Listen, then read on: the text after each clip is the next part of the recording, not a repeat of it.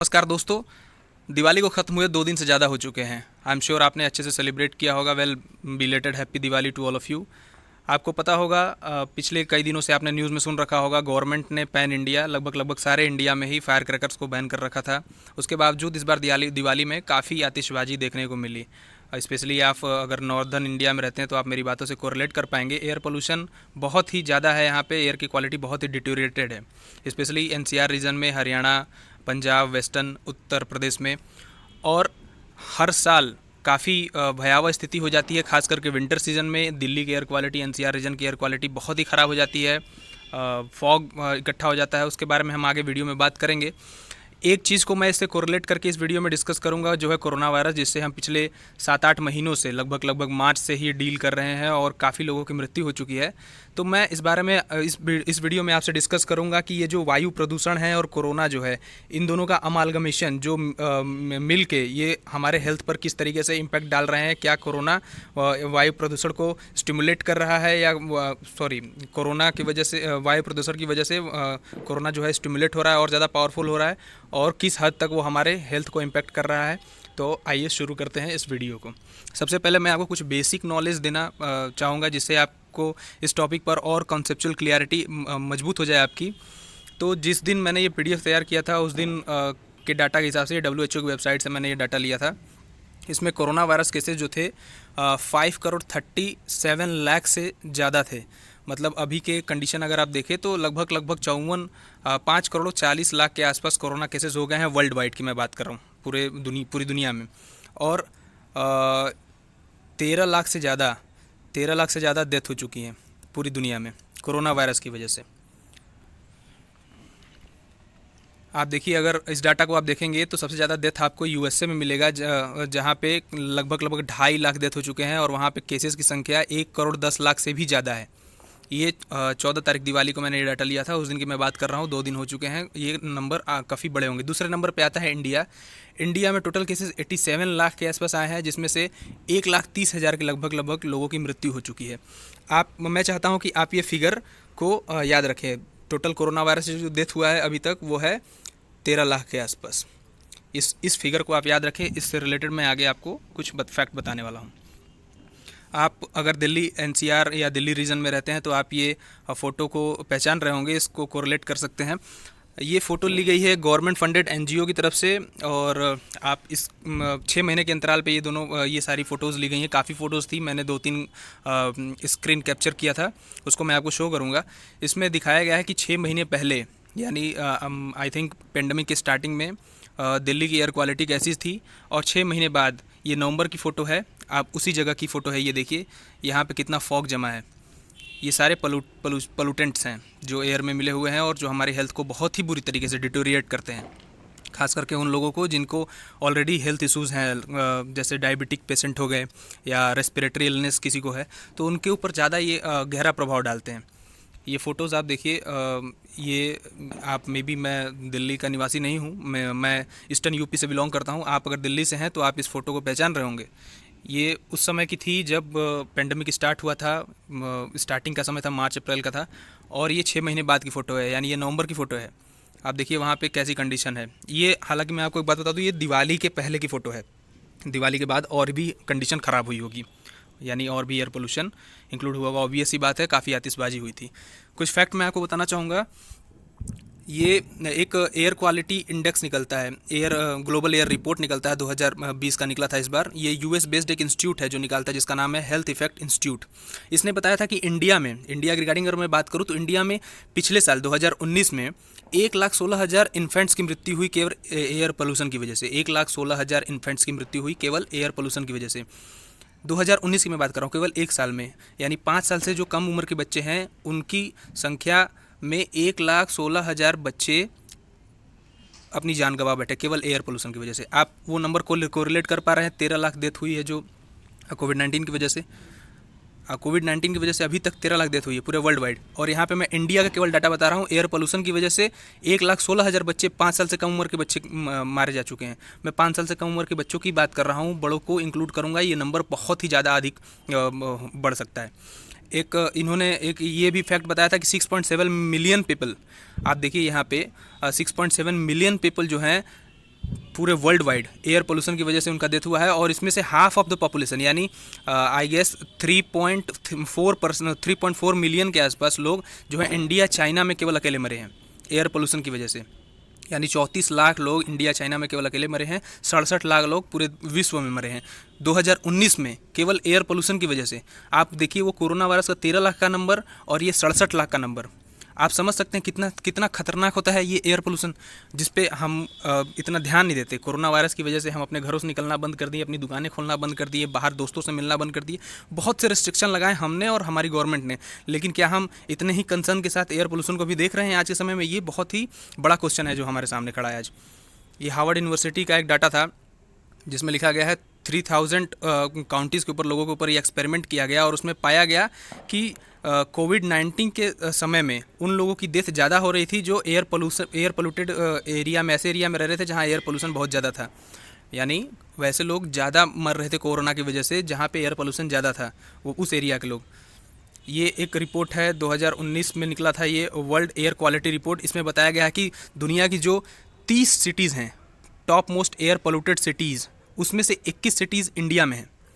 आप अंदाज़ा लगा सकते हैं 30 में से 21 सिटी इंडिया में है। और ये सिटी पर्टिकुलर नॉर्थ इंडिया में ही है। गाज़ियाबाद हो गया, कानपुर हो गया, दिल्ली हो गया, यही सब सिटीज़ हैं। ये 30 में से 21 सिटी इंडिया में है।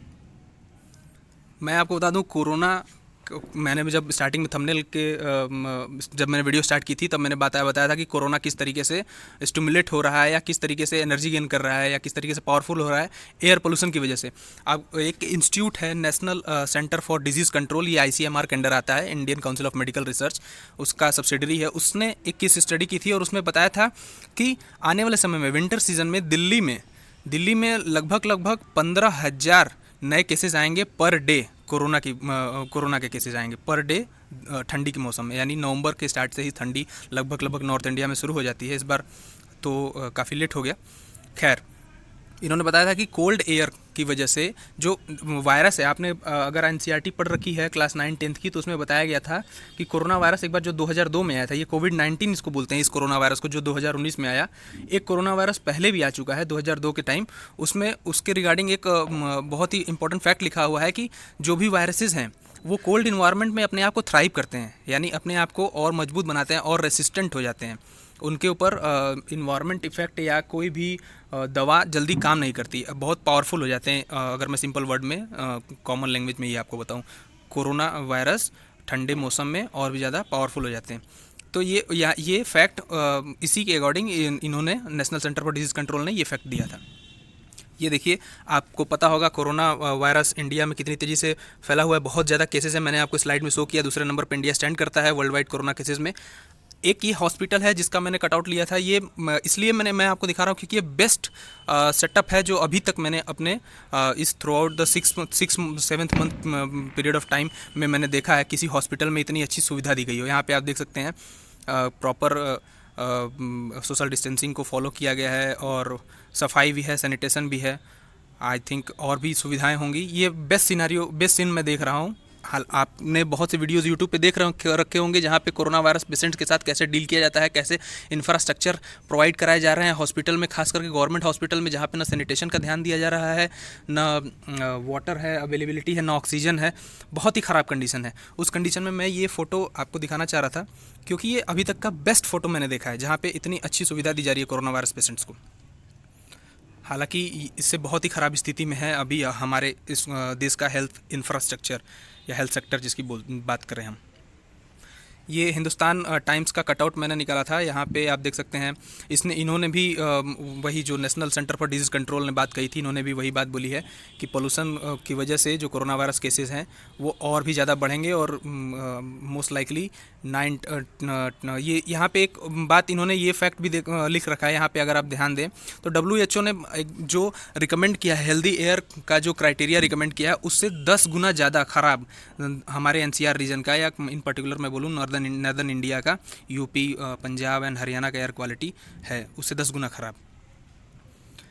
अभी मैं बात करता हूँ, अगर आप किसी एग्ज़ाम की प्रिपरेशन करते हैं, गवर्नमेंट एग्ज़ाम की प्रिपरेशन करते हैं, तो कुछ फैक्ट हैं जो मैंने इसमें इंक्लूड किया है, ये आपके लिए बहुत इंपॉर्टेंट होंगे।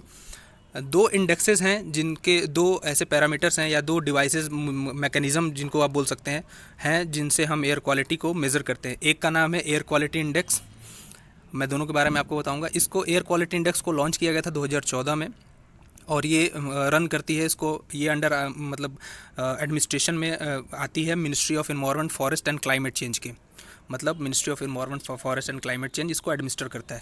इसमें क्या होता है, इसमें 6 कैटेगरी में एयर क्वालिटी को डिवाइड किया गया है, हर कैटेगरी को एक कलर बैंड दिया गया है, और उसी के आधार पर बताया जाता है कि कितने से कितने नंबर तक की एयर क्वालिटी अगर आपके शहर में, आपके एरिया में है, तो वो किस कैटेगरी में आती है, जिसमें गुड है, मॉडरेट है, सेटिस्फैक्ट्री है, पुअर है, वेरी पुअर है एंड सीवियर है। 6 कैटेगरी है और 6 को अलग अलग कलर दिया गया है।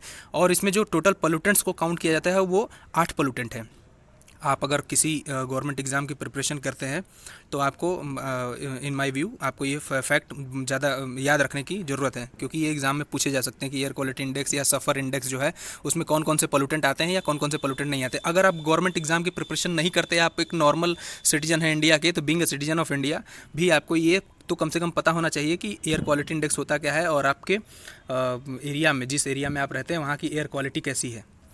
तो ये पोल्यूटेंट्स के बारे में अगर मैं बताऊं तो इसमें O3 है, जिसको हम ओजोन बोलते हैं। पार्टिकुलेट मैटर्स हैं 2.5 और 10। पार्टिकुलेट मैटर्स वो होते हैं जो छोटे छोटे मैटर्स होते हैं, एयर में हमें दिखाई नहीं देते हैं अपनी नंगी आंखों से, और उनका डायमीटर, एक PM 2.5 जो है पार्टिकुलेट मैटर, उसका डायमीटर जो है 2.5 माइक्रोग्राम से कम होता है, और एक पार्टिकुलेट मैटर है जिसका डायमीटर 10 माइक्रोग्राम से कम होता है। एक CO है, कार्बन मोनोऑक्साइड है, SO2 है, NO2 है, सल्फर डाइऑक्साइड, नाइट्रोजन डाइऑक्साइड, और एक लीड है और अमोनिया है। ये 8 पोल्यूटेंट्स हैं एयर क्वालिटी इंडेक्स में। अब बात करते हैं हम सफ़र की। इसका फुल फॉर्म भी है जिसका नाम है state of air quality weather forecasting and research. इसको 2010 में लॉन्च किया गया था, इंडियन मेट्रोलॉजिकल डिपार्टमेंट है उसके एडमिनिस्ट्रेशन में आता है ये। और इसको लॉन्च किया था, एक्चुअली इस डिवाइस को बनाया था आपके इंडियन ट्रॉपिकल मेट्रोलॉजिकल इंस्टीट्यूट है पुणे में, मैं गलत हो सकता हूँ, शायद यही है, Indian tropical meteorological institute Pune में है, उसने बनाया था, और ये मिनिस्ट्री ऑफ अर्थ साइंस के अंदर आता है। इसमें एक एक्स्ट्रा सुविधा हमें जो दी गई है वो ये है कि ये वेदर फोरकास्टिंग भी करता है, 72 आवर्स अर्ली वेदर फोरकास्टिंग करता है। इसमें जो पोल्यूटेंट्स की संख्या है आप ये देख सकते हैं, PM 2.5 है, PM 10 है, O3 है, CO है, नाइट्रोजन ऑक्साइड है, सल्फर डाइऑक्साइड है। यानी इसमें 6 पोल्यूटेंट वही हैं जो एयर क्वालिटी इंडेक्स में हैं, और बाकी 4 पोल्यूटेंट्स अलग से हैं। इसमें टोटल 10 पोल्यूटेंट है, 6 पोल्यूटेंट वही हैं जो एयर क्वालिटी इंडेक्स में है, बाकी 4 पोल्यूटेंट जो अलग से हैं वो हैं बेंजीन, टॉलिन, ज़ाइलिन एंड मरकरी। ये फैक्ट अगर आप एग्ज़ाम एस्पिरेंट हैं किसी गवर्नमेंट एग्ज़ाम के तो आपको याद रखने की ज़रूरत है। ये देखिए एयर क्वालिटी इंडेक्स में जो मैंने 6 कलर्स की और 6 बैंड की बात की थी वो ये है। ग्रीन है अगर आपका, तो आपका जो वैल्यू, इंडेक्स का वैल्यू है वो 0 से 250 के बीच में आएगा और एयर क्वालिटी आपकी वहाँ की अच्छी होगी। येलो है तो मॉडरेट होगी, उसकी वैल्यू है 51 to 100। अगर आपके यहाँ की एयर क्वालिटी इंडेक्स जो है 101 से 150 शो करता है तो वो अनहेल्दी है, सेटिस्फैक्ट्री जिसको बोल सकते हैं। और अगर रेड बैंड है 151 से 200 तक शो करता है तो इसका मतलब अनहेल्दी है, पुअर है वो। और वेरी पुअर आ जाएगा तब जब 201 से लेके 300 तक वो शो करेगा, और 301 से ऊपर है तो वो सीवियर है। दैट मीन्स कि वहाँ पे जो ऑलरेडी आपके वो पर्सन जिनके हेल्थ इशू हैं, जैसे रेस्पिरेटरी इलनेस है या किडनी डिजीज़ है या डायबिटिक पेशेंट है, तो उनको उस कंडीशन में या उस इन्वायरमेंट में, उस सिटी में नहीं रहना चाहिए, क्योंकि ये कंडीशन वहाँ की एयर क्वालिटी उनके हेल्थ को और ही डिटोरिएट करती है और बहुत जल्दी वो इल हो जाते हैं। जिस एरिया में मैं रहता हूँ, जहाँ पे ईस्टर्न यूपी है ये, वहाँ की जिस शहर में मैं रहता हूँ उस शहर की भी एयर क्वालिटी बहुत अच्छी नहीं है, 201 एंड 300 के बीच में लाई करती है। मैंने पिछले कई दिनों में ये चीज़ नोट की है। बहुत ही कम डेज़ होते हैं जहाँ पे ये 200 या उसके नीचे जाती है। ऑन एन एवरेज अगर मैं देखूँ तो 200 के ऊपर ही रहती है। तो ये कलर बैंड आपके लिए इंपॉर्टेंट है, आप इसको चाहें तो याद कर सकते हैं। और एयर क्वालिटी इंडेक्स आप अपने मोबाइल में ऐप आता है या प्री इंस्टॉल्ड मिलता है बहुत से मोबाइल में आजकल, तो वेदर जो ऐप होगा या वेदर सेक्शन होगा उसमें आप इनेबल कर सकते हैं। आपको अपने शहर की एयर क्वालिटी के बारे में पता चलता रहेगा। कम से कम being a citizen, being informed citizen, आपको ये पता होना चाहिए कि आपके शहर की एयर क्वालिटी कैसी है। ये कुछ गवर्नमेंट इनिशिएटिव की मैं बात करता हूँ। स्टबल बर्निंग की बात करते हैं। आपको याद होगा किसान जो हैं जब धान की खेती कर लेते हैं तो विंटर सीजन में जब वो उसको हार्वेस्ट करते हैं तो उसका जो रेसिड्यू निकलता है, यानी जो नॉन यूजेबल पार्ट निकलता है, उसको जला देते हैं और अपने फील्ड को क्लियर करते हैं। कुछ ऐसा दृश्य होता है। ये देखिए, इन्होंने धान की खेती करी थी, उसको हार्वेस्ट किया, जो रेसिड्यू बचा अनाज को निकाल लिया और जो रेसिड्यू बचा उसको ऐसे क्लियर करने के लिए अपने फील्ड पर उसको जला दिया। इनका मानना, बहुत से थियरीज़ भी लोकल थियरीज़ डेवलप हुई हैं जो कि अनसाइंटिफिक हैं। ये लोग बोलते हैं कि, बहुत से लोग बोलते हैं कि इससे ज़मीन की उपज बढ़ती है या और भी चीज़ें हैं जो काफ़ी अनसाइंटिफिक हैं। गवर्नमेंट इसको कंट्रोल करने के लिए बहुत से इनिशिएटिव लिए थे। सुप्रीम कोर्ट का डिसीजन भी आया था कि आप इसको जल्द से जल्द कंट्रोल करिए। इसकी वजह से एयर क्वालिटी, खास करके ठंडी में जो एनसीआर की एयर क्वालिटी है नेशनल कैपिटल रीजन की, वो बहुत ही ज़्यादा डिटोरिएट हो जाती है। तो बहुत से गवर्नमेंट ने ऐसा लेजिस्लेशन लेके आए हैं या ऑर्डिनेंस लेके आए हैं जिसमें बैन किया गया है स्टबल बर्निंग को, खास करके हरियाणा, पंजाब और उत्तर प्रदेश में। अगर उत्तर प्रदेश की मैं बात करूँ तो वेस्टर्न उत्तर प्रदेश में।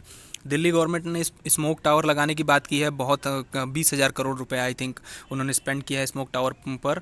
स्मोक टावर क्या करता है, बेसिकली जो वहाँ की एयर क्वालिटी, एयर जो होती है उसको फिल्टर करता है और जो पोल्यूटेंट्स हैं उसको सक करता है और फ्रेश एयर को बाहर छोड़ देता है। कई स्मोक टावर वहाँ पे इंस्टॉल भी किए गए हैं और भी बाकी जगहों पर इंस्टॉल करने की प्रक्रिया अभी चल रही है।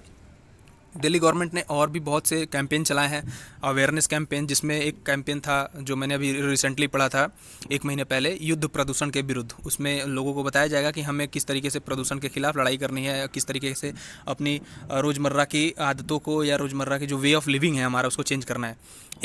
और इन्होंने लॉन्च किया था जिसका नाम था लाइट ऑन गाड़ी ऑफ। ये बेसिकली आप जब रेड लाइट देखने के बाद भी गाड़ी को ऑफ नहीं करते हैं और पोल्यूशन में कंट्रीब्यूट करते हैं पोल्यूशन इंक्रीज करने में, उसको कम करने के लिए बेसिकली ये कैंपेन लॉन्च किया गया था। एक ऐप लॉन्च किया था दिल्ली गवर्नमेंट ने, ग्रीन दिल्ली करके। इस ऐप के थ्रू बेसिकली वहाँ के सिटीजन को एम्पावर किया गया है कि अगर वो ऐसी कोई भी एक्टिविटी देखते हैं जहाँ से एयर पोल्यूशन कॉज होता है, कोई भी कर रहा हो, तो उसकी कंप्लेन वो डायरेक्ट अथॉरिटी से कर सकते हैं, कंसर्न अथॉरिटी से कर सकते हैं। एक बोर्ड था EPCB, environment pollution control board. ये 1998 में बना था आई थिंक, 1998 में ही बना था। सुप्रीम कोर्ट ने बनाया था, सुप्रीम कोर्ट के ऑर्डर पे बना था ये बेसिकली इसका काम था दिल्ली NCR के रीजन में जो एयर पोल्यूशन है उसको कम करना, सर्विलांस करना, मिटिगेशन एफर्ट लेना और लॉ को इन्फोर्स कराना। ये काफ़ी सफल नहीं रहा और इसको अभी कुछ दिनों पहले ही रिप्लेस कर दिया गया है और इसकी जगह एक नई बॉडी बनाई गई है जिसका नाम है commission for air quality management of NCR and adjacent अब इसको कुछ अलग से पावर नहीं दी गई है, बस इस बॉडी को EPCB को रिप्लेस कर दिया गया है इस बॉडी से। कुछ अभी डिटेल आई नहीं है, आगे अगर आएगी तो मोस्ट लाइकली मैं इसके वर्किंग पर वीडियो बनाऊंगा। आप ये देखिए, ये हमारा भारत है और इसमें आप अगर ये नदर्न रीजन देखेंगे, हालांकि एयर क्वालिटी से तो सारा पूरा का पूरा हमारा इंडियन सब कॉन्टिनेंट ही है, साउथ एशिया ही प्रदूषित है इंक्लूडिंग चाइना। लेकिन अगर आप इस मार्क को देखें जहाँ से मैं ये मार्क कर रहा हूँ, ये एरिया इंक्लूडिंग पाकिस्तान, ये एरिया काफ़ी डिटोरिएटेड है in terms of air quality. और ये जो हमारा नेशनल कैपिटल रीजन है दिल्ली है, इसके और इसके अगल बगल के एरिया, हालांकि क्योंकि ये इंडस्ट्रियल एरिया है और यहाँ पे और बगल के एरिया आप देखिए, अगर पंजाब हरियाणा ये कृषि स्टेट हैं, तो यहाँ पे किसानों द्वारा जो स्टबल बर्निंग की जाती है उसकी वजह से फिर दिल्ली NCR वाले रीजन में जो इंडस्ट्रीज़ हैं उनकी वजह से जो एयर पोल्यूशन कॉज होता है। कई इनिशिएटिव ऐसे लिए गए जिसमें बहुत से पावर प्लांट को, जैसे बादरपुर पावर प्लांट था उसको बंद कर दिया गया और भी पावर प्लांट को बंद किया गया। बहुत से इनिशिएटिव लिए गए हैं, गंगा रिजुवनेशन के तहत भी बहुत से इनिशिएटिव लिए गए पोल्यूशन को वहाँ के कंट्रोल करने का। अभी हम देख लें कुछ ग्राफ जो जिसमें ये बताया गया है कि कौन कौन से फैक्टर हैं जो एयर पोल्यूशन को एयर क्वालिटी को डिटेरियोरेट करते हैं, क्या क्या उसमें किस माध्यम से, जो मैन मेड कॉजेज़ हैं, क्या क्या कॉजेज़ हैं जिनकी वजह से हमारी एयर क्वालिटी ख़राब होती है। जिस स्टबल बर्निंग की मैं बात कर रहा था वो इस सेक्टर में आएगा। आप देखिए यहाँ वेस्ट बर्निंग, जिसका कंट्रीब्यूशन है 17%, यानी ये एयर क्वालिटी को डिटेरियोरेट करने में 17% ही इसका योगदान है। व्हीकल एंड ट्रांसपोर्ट को अगर आप देखेंगे तो 14% ये कंट्रीब्यूट करता है। इंडस्ट्रीज़ को देखिए आप, यहाँ पे जो मेन फैक्टर है उनको मैं दिखा रहा हूँ, ये 8% कंट्रीब्यूट करता है। डस्ट एंड कंस्ट्रक्शन सेक्टर ऐसा सेक्टर है जो मेजरली एयर को डिटोरिएट करता है, उसकी क्वालिटी को डिटोरिएट करता है और इसका परसेंटेज 45% है। यानी वहाँ पे जो भी कंस्ट्रक्शन हो रहा है, जो भी बिल्डिंग्स बन रही हैं उनसे जो डस्ट हो रहा है, रोड कंस्ट्रक्शन हो रहा है, कुछ भी हो रहा है जिससे डस्ट हो रहा है या कंस्ट्रक्शन हो रहा है, जो उसके रेसिड्यू निकल रहे हैं वो वहाँ की एयर क्वालिटी को 45% तक डिटोरिएट करते हैं। हिंदी वाले लोग यहाँ देख सकते हैं डाटा कुछ 1-2% ऊपर नीचे मिलेगा, लेकिन लगभग एक अनुमानित तौर पर हम चले तो ये सेम ही है। तो अभी हम ये देखते हैं कि क्या ये जो गवर्नमेंट ने इनिशिएटिव लिए हैं ये क्या काफ़ी हैं क्या वहाँ की एयर क्वालिटी को कंट्रोल करने के लिए, या इन पर्टिकुलर मैं पूरे देश की एयर क्वालिटी को कंट्रोल करने की बात करूँ या बेटर करने की बात करूँ, एयर पोल्यूशन को कंट्रोल करने की बात करूँ, तो क्या ये सारे एफर्ट गवर्नमेंट के सफिशेंट हैं? और being a citizen of India, क्या हमारी कुछ रिस्पॉन्सिबिलिटी बनती है कि हम भी जिस इन्वायरमेंट में रहते हैं वहाँ की हवा शुद्ध हो, साफ़ हो, ताकि हम एक अच्छी और हेल्दी लाइफ जी सकें। आप यहाँ देखिए, केवल अगर गवर्नमेंट ये सोचे कि हम छोटे मोटे कुछ इनिशिएटिव ले लें, जैसे ट्रांसप्लांटेशन पॉलिसीज़ को अगर हम बदल दें, जैसे अगर हम आज यहाँ से पेड़ काटते हैं तो कल वहाँ पे उगा देंगे, तो ये पॉलिसीज़ या कुछ कंस्ट्रक्शन पॉलिसीज़ में थोड़े मोड़े बदलाव कर दे, स्मोक टावर इंस्टॉल कर दे, सबल बर्निंग को बैन कर दे, तो ये सब टेम्पररी सॉल्यूशंस हैं। इनसे हमारा एयर क्वालिटी कंट्रोल होगा बहुत ही मिनिमल और शॉर्ट पीरियड ऑफ टाइम के लिए। हमें क्या चाहिए, हमें सोल्यूशन चाहिए जो कि लॉन्ग पीरियड तक हो। तो इसके लिए हमें ज़रूरत है उन चीज़ों की जिसमें हम अपने वे ऑफ लिविंग को चेंज करें। सबसे बड़ी बात यह है, अगर हम गाड़ी, जैसे कि एक ऐप कैंपेन के बारे में मैंने बताया, लाइट ऑन गाड़ी ऑफ कैंपेन जो चलाया था दिल्ली गवर्नमेंट ने, ये इसलिए चलाया क्योंकि सिटीजन्स के अंदर अवेयरनेस नहीं है कि जब भी लाइट ऑन हो तो हम अपनी गाड़ी ऑफ़ कर दें। तो अगर हम अपनी वे ऑफ लिविंग को चेंज करते हैं, जहाँ भी हम अगर मैं एक एग्जांपल देके बताऊँ तो किसी भी शहर में हम रहते हैं, हर जगह चौराहे पे जब हमें ट्रैफिक पुलिस रोकती है, तो अगर हम वहाँ 1 मिनट 2 मिनट 2.5 मिनट के लिए, कितने भी समय के लिए रुके हो, तो हमारी ये जिम्मेदारी बनती है, नैतिक जिम्मेदारी बनती है कि हम वहाँ पे अपने गाड़ी को बंद कर दें, जिससे कि हमारा आउट ऑफ पॉकेट खर्चा भी बचे। डीजल पेट्रोल कम बर्न होगा तो ऑब्वियसली हमारा खर्चा बचेगा और एयर पोल्यूशन भी कॉज ना हो। इस तरीके की बहुत सी चीज़ें हैं। जब हम बाथरूम में जाते हैं, अपने शेविंग करते हैं या नहाते हैं, तो हम ज़रूरत से ज़्यादा पानी का इस्तेमाल करते हैं। तो ये हमारा वे ऑफ लिविंग है जिसने हमारे इन्वायरमेंट को अशुद्ध कर रखा है। तो सबसे पहले तो हमें इन चीज़ों को बदलने की ज़रूरत है। दूसरी चीज़ कि जो भी हमारी पॉलिसीज़ रही हैं आज तक, जितने भी लॉ हमने लाए हैं या जो भी पॉलिसीज़ जो भी डिसीजन हमने पास्ट में लिए हैं, पिछले 50 सालों में, 100 सालों में, या जब से हमारा देश आज़ाद हुआ है, उन सभी को एक हॉलिस्टिक व्यू से, इस नज़रिए से देखने की ज़रूरत है कि क्या ये हमारे एयर क्वालिटी पर, हमारे वाटर क्वालिटी पर, हमारे इन्वायरमेंट पर, अगर मैं बात करूँ तो किसी तरीके का इम्पैक्ट डालते हैं, खास करके बैड इम्पैक्ट अगर डालते हैं तो किस तरीके के हम अल्टरनेटिव्स का यूज़ करके उनको ठीक कर सकते हैं। केवल थोड़ी मोड़ी अगर हम सोचें कि हमारी transportation policy, construction policy, public policy, energy regime जो है इसी तरीके की रहे और एयर दिन पर हमारा जो है अपने आप साफ़ हो जाएगा। और डोनाल्ड ट्रंप तो हम लोग हैं नहीं ना एक्चुअली, क्योंकि वो तो बोलते हैं कि जो है क्लाइमेट चेंज जो है ये पीरियोडिक है, ये हमेशा होता रहा है और इस बार भी हो रहा है, इसमें कोई ह्यूमन कॉज नहीं है, ह्यूमन की वजह से नहीं हो रहा है, ये ग्लोबल वार्मिंग नेचुरल चीज़ है। ऐसा तो है नहीं, बहुत साइंटिफिक प्रूफ हैं जो कि हमारे वे ऑफ लिविंग की वजह से, हमारे एक्टिविटीज़ की वजह से क्लाइमेट चेंज हो रहा है और कंडीशन और डिटोरेट हो रही है, लाइफ स्पैन घट रहा है लोगों का। तो इन सब चीज़ों को एक हॉलिस्टिक व्यू से देखने की ज़रूरत है। और being a citizen of India, government क्या इनिशिएटिव लेती है, क्या करती है, वहाँ एक्सपर्ट पैनल बैठे हुए हैं, वो लोग अपनी जिम्मेदारी समझते हैं और अच्छे तरीके से उसको निभाएंगे आने वाले समय में। लेकिन being a citizen of India हमें अपने वे ऑफ लाइफ को चेंज करने की ज़रूरत है। और सबसे बड़ी बात, जो सबसे अहम बात मैं यहाँ पे आपसे कहना चाहूँगा कि इन्वायरमेंट आज तक कभी हमारे देश में एक पॉलिटिकल मुद्दा नहीं रहा है। आप विदेशों में देखिए, बहुत से जगहों पर इन्वायरमेंट को लेकर प्रोटेस्ट होते हैं, इन्वायरमेंट बचाने के लिए। स्वीडन की ग्रेटा थुनबर्ग के बारे में आपने नाम उनके सुना होगा, यंगेस्ट क्लाइमेट एक्टिविस्ट हैं वो। बहुत से इंस्टीट्यूशन ऐसे हैं, बहुत से ऑर्गेनाइजेशन ऐसे हैं, बहुत सी कंट्रीज़ ऐसी हैं वर्ल्ड वाइड, खास करके यूरोपियन कंट्रीज़, जो क्लाइमेट को प्रोटेक्ट करने के लिए एजुटेशन कर रही हैं, गवर्नमेंट से मांग कर रही हैं, लॉ लाने के लिए प्रेशराइज कर रही हैं। हमारे कंट्री में ऐसी कोई स्थिति नहीं है। लोगों के अंदर अवेयरनेस ही नहीं है कि लोग यहाँ की एयर क्वालिटी के ऊपर भी अपनी रोज़मर्रा की ज़िंदगी से निकल के उसके ऊपर भी ध्यान दे सके और ये जान सके कि ये कितना बुरा इम्पैक्ट करता है उनकी लाइफ के ऊपर। तो सबसे बड़ा मुद्दा आज के समय का ये है कि आने वाले इलेक्शन में इसको एक हम मुद्दा बनाए। जैसे पहले के मुद्दे क्या होते थे, रोटी कपड़ा मकान, अभी वो टाइम गया, अभी नए नए चैलेंजेस हमारे सामने हैं। तो हमें उनको देखते हुए उनको अपने पॉलिसी डिसीजन में शामिल करवाने की ज़रूरत है गवर्नमेंट के द्वारा। तो इसी नोट पर मैं ये वीडियो एंड करता हूँ। और अगर आप इस चैनल पर न्यू हैं और पहली बार मेरा वीडियो देख रहे हैं तो मेरा चैनल सब्सक्राइब करें। अगर आपको ये वीडियो अच्छी लगी हो तो अपने दोस्तों को शेयर करें। मेरा नाम है नितेश सिंह, आप देख रहे हैं मेरा चैनल नोटबुक।